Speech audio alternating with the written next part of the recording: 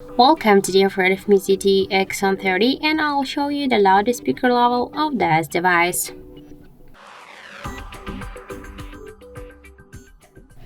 So I'll do this with the help of the decibel meter, and now I'll set here the maximum mode. So this mode means that when the decibel meter will reach the highest volume of our device speaker, then this value on the display will change. So let's start.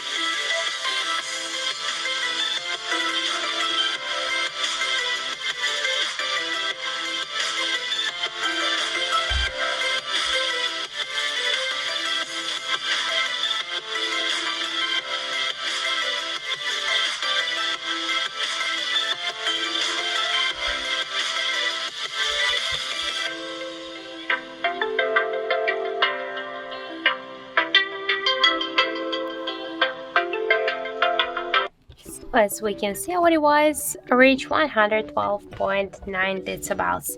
That's it. Thank you for watching, and if you find this video helpful, don't forget to leave a like, comment, and to subscribe our channel.